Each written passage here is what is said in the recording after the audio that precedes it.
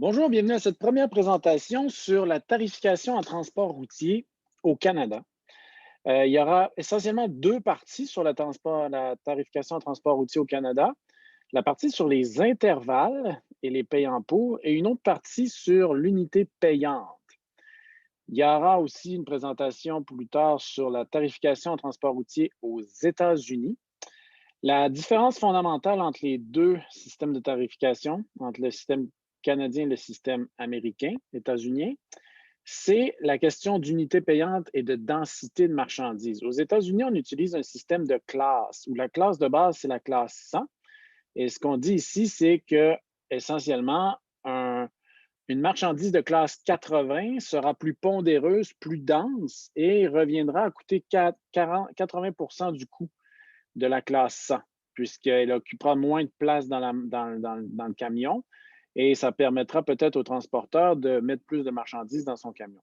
Alors qu'une marchandise de classe 500, on peut supposer qu'elle est 5 fois moins dense qu'une marchandise de classe 100, elle coûtera 5 fois plus cher à transporter. Donc ça, c'était une petite minute là, pour introduire la différence entre les deux. Au Canada, on aura une notion d'unité payante et de densité minimale. Et d'où l'expression, là, au Canada, au Québec, on dit se faire cuber. Donc, c'est quand on considère que le volume est transformé en poids parce qu'il n'est pas assez grand. Il n'est pas assez dense. Donc, la marchandise n'est pas assez dense. Donc, le volume est trop grand. Pardon. Bon, ça, c'est pas pour aujourd'hui. OK?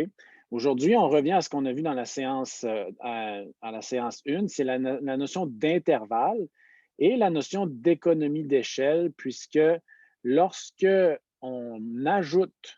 lorsqu'on ajoute de la marchandise Q1 plus Q2, deux quantités différentes, ensemble, ça va coûter moins cher que les traiter séparément dans des envois différents.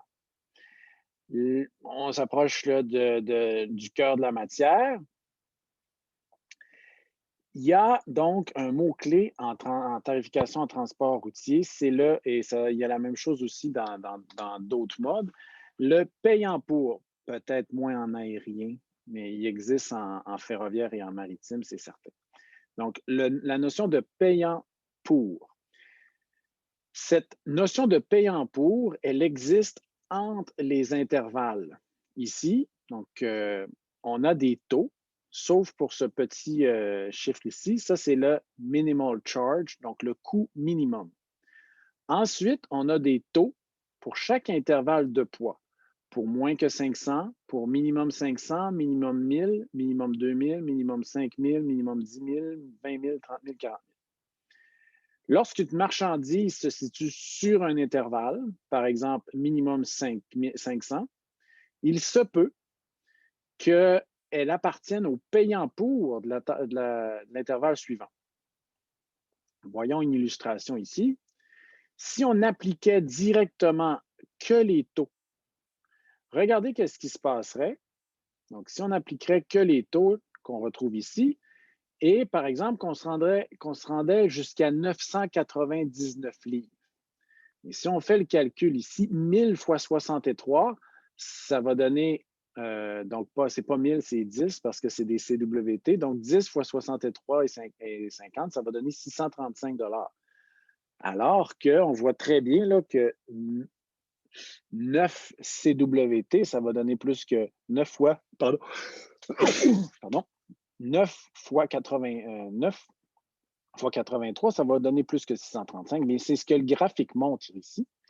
C'est qu'on était à peu près ici, là, l'intervalle en question, mais on va regarder l'exemple avec 200 CWT.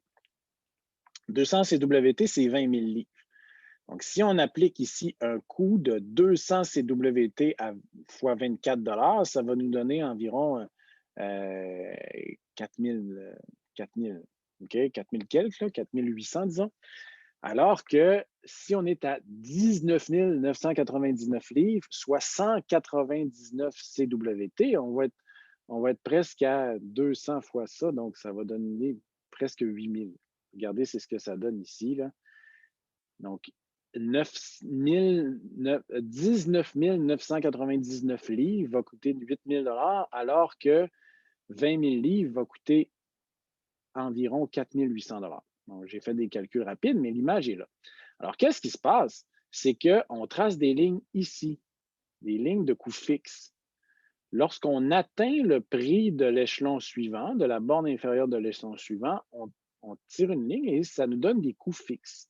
C'est ce qu'on appelle des payants pour. On paye pour le poids suivant. Euh, et ce qui fait qu'en réalité, une tarification en transport routier, c'est une tarification où on alterne entre des coûts fixes et des coûts variables, de cette manière-ci. Par exemple, on commencerait avec un coût fixe de minimal charge jusqu'à un certain poids. Ensuite, avant d'arriver au payant pour de minimum 500, on a le taux variable ici. On arrive au payant pour minimum 500 et ensuite, on paye le taux variable ici. Donc, et à partir de là, à partir d'ici, ça va alterner toujours. Taux variable, payant pour entre les deux. Taux variable, payant pour entre les deux. Taux variable, payant pour entre les deux. Ce qui donne un graphique qui est comme ça, en fait. Donc, la tarification réelle est présentée comme une tarification qui ressemble à ça, mais elle est calculée comme un graphique qui ressemble à ceci, où on alterne entre des taux variables et coûts fixes. Coût variable, coût fixe, coût variable, coût fixe. On commence avec un coût fixe qui est le minimum charge, et ensuite on monte un escalier comme ça.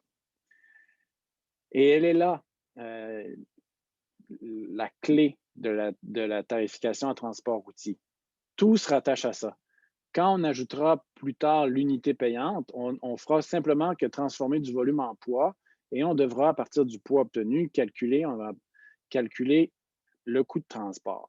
Alors, ce qu'on a vu dans le cours, on a vu une méthode dans la séance, une méthode en quelques étapes. La première, lorsqu'on se fait présenter une unité, une tarification comme celle-ci, et qu'on doit déterminer le prix en fonction d'un poids. Première question, est-ce qu'on tombe dans le minimum charge? Deuxième question, est-ce qu'on tombe dans un payant pour? Et ensuite, dépendamment de la réponse, on va calculer le coût direct ou le coût du payant pour. C'est donc, je vais faire comme on a fait en classe, là, je vais aller voir quelques exemples qu'on a fait en classe en fonction de ce qu'on a du coût qu'on a utilisé.